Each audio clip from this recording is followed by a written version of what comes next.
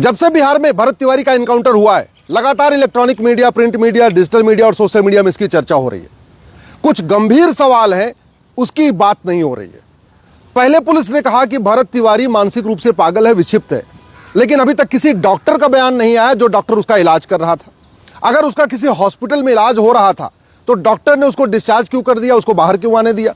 और अगर वो बाहर आ भी गया था तो हमारा कानून ये कहता है कि कोई भी पुलिस जब उसको पता चल जाए कि एक मानसिक व्यक्ति, एक विक्षिप्त व्यक्ति, पागल व्यक्ति बाहर घूम रहा है, तो उसको पकड़ के ले जाके वापस वहीं हॉस्पिटल में उसको दोबारा एडमिट करा सकती है, ये कानून कहता है। पुलिस का एक और वर्जन ये है कि नहीं, वो तो गोली चला रहा था। वैसे सामान्यतः जब ऐसे केस होते हैं जहां किसी व्यक्ति को घेरा जाता है तो पुलिस खुद ही वीडियो बनाती रहती है, मोबाइल से वीडियो बना लेती है। कई बार तो प्रोफेशनल लोगों को बुला के कैमरे से उनका वीडियो बनवाया जाता है। पुलिस का कहना है कि उसने 10 गोली चलाई, ऐसा कोई वीडियो अभी तक सामने नहीं आया। हाँ, भरत तिवारी ने सरेंडर किया है, अपना देसी कट्टा फेंका है, उसका वीडियो भरत तिवारी खुद ही बना रहा था, जो सोशल मीडिया पे लाइव भी है। एक और बात कि भरत तिवारी के पास देसी कट्टा किसने दिया? आज तक बिहार पुलिस ने किसने देसी कट्टा बनाने वालों का एनकाउंटर किया? आज तक बिहार पुलिस ने कितने भूमाफियाओं का एनकाउंटर किया? आज तक बिहार पुलिस ने कितने खनन माफियाओं का एनकाउंटर किया? आज तक बिहार पुलिस ने किसने ड्रग माफियाओं का एनकाउंटर किया? आज तक बिहार पुलिस ने कितने बालू माफियाओं का एनकाउंटर किया? आज तक बिहार पुलिस ने कितने गौ तस्करों का एनकाउंटर किया? आज तक बिहार पुलिस ने कितने घूसखोरों, कमीशनखोरों, दलालों का एनकाउंटर किया? आज तक बिहार पुलिस ने कितने अलगाववादियों, आतंकवादियों, जिहादियों और उन्मादियों का एनकाउंटर किया? बिहार में बड़े पैमाने पर लफ्ज़ धर्मांतरण हो रहा है, आज तक बिहार पुलिस ने कितने लफ्ज़ और धर्मांतरण कराने वालों का एनकाउंटर किया? मुझे नहीं पता है, ये तो पुलिस को बताना है। अब बातें आते हैं सिर्फ बात करते हैं फिर से भरत तिवारी की। अगर भरत तिवारी वास्तव में 10 गोली चलाया भी था और उसके बाद उसने सरेंडर कर दिया तो भी उसको एनकाउंटर नहीं कर सकते, कानून यही कहता है। इसलिए मेरा यह मानना है कि सबसे पहले इसमें हत्या का मुकदमा दर्ज होना चाहिए। जो लोग इस एनकाउंटर में शामिल थे उनका narco polygraph brain mapping test होना चाहिए। अब चूंकि विश्वास खत्म हो चुका है, इसलिए narco polygraph brain mapping test करते उसका लाइव करना चाहिए। पूरा देश देखना चाहता है कि भरत तिवारी का एनकाउंटर करने वाले सच बोल रहे हैं, गलत बोल रहे हैं, क्या बोल रहे हैं। और ज्यादा अगर कंफर्म करना है तो ठीक है, भरत तिवारी की मां का भी narco polygraph brain mapping test कर लो, क्या दिक्कत है? उसकी मां का भी कर लो, लेकिन जो लोग इस पूरे टीम में शामिल थे उनका भी कर लो। एक वीडियो ऐसा भी आ रहा है कि जो लोग वहां पे खड़े हुए थे वो ऊपर इंस्ट्रक्शन लेते हैं क्या करना है। तो अगर ऊपर से इंस्ट्रक्शन आया कि इसको गोली मार दो तो उनका भी इनकाउंटर होना चाहिए, उनके खिलाफ भी हत्या का मुकदमा दर्ज होना चाहिए। और सबसे बड़ी बात, जो भरत तिवारी बार बार कह रहा है हमारा गांव बदहाल है, गांव में कोई सुन नहीं रहा है, कलेक्टर कप्तान आके यहाँ की व्यवस्था नहीं देख रहे, उनके खिलाफ क्या कार्रवाई हो रही? तो सबसे बड़ी बात, इस जो पूरी समस्या का मूल कारण है यह 1861 का घटिया पुलिस एक्ट। ये अंग्रेजों ने बनाया था इस देश को लूटने के लिए, बांटने के लिए। यह कानून आज भी चल रहा है।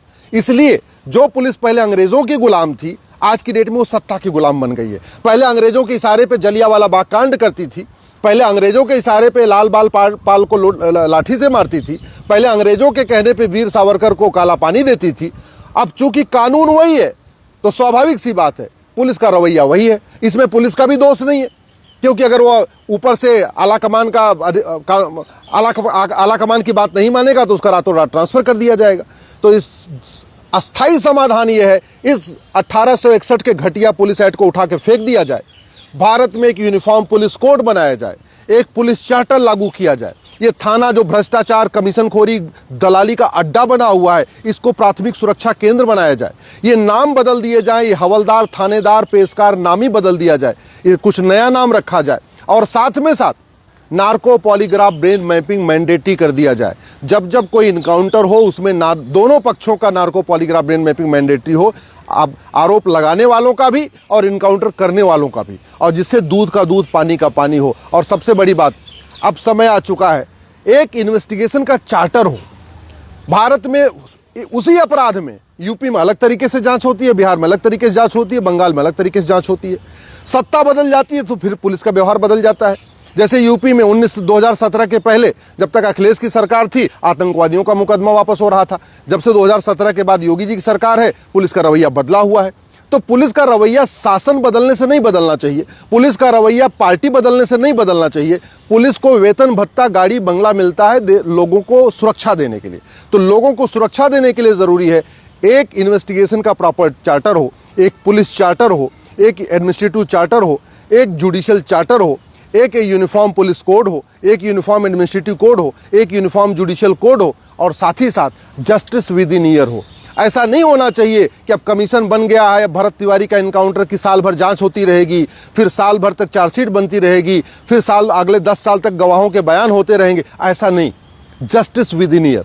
अगर सही इनकाउंटर हुआ है तो भी, गलत इनकाउंटर हुआ है तो भी, दूध का दूध पानी का पानी, ये साल भर में होना चाहिए। इसलिए मैं सरकार से निवेदन कर रहा हूं, अब तो भरत तिवारी नहीं आएगा वापस, अब तो शायद लीपापोती होगी, या लीपापोती नहीं होगी तो जो सही इनकाउंटर हुआ तो हो सकता है उनको सजा हो जाए, लेकिन prevention is better than cure. आगे से ऐसी कोई समस्या ना आए, इसकी प्रॉपर एसओपी होनी चाहिए कि अगर कोई आदमी हथियार दिखा के लहरा रहा है तो उसको तो पकड़ो, उसके हाथ में हथियार किसका है, वो देसी कट्टा बना कौन रहा है, उसको भी पकड़ो। पूरे देश में ये सब चल रहा है, लेकिन सतही बातें हो रही हैं, अस्थाई समाधान की बात नहीं हो रही है। मैं आशा करता हूं कि भरत तिवारी के इनकाउंटर के बाद अब अस्थाई समाधान की बात होगी।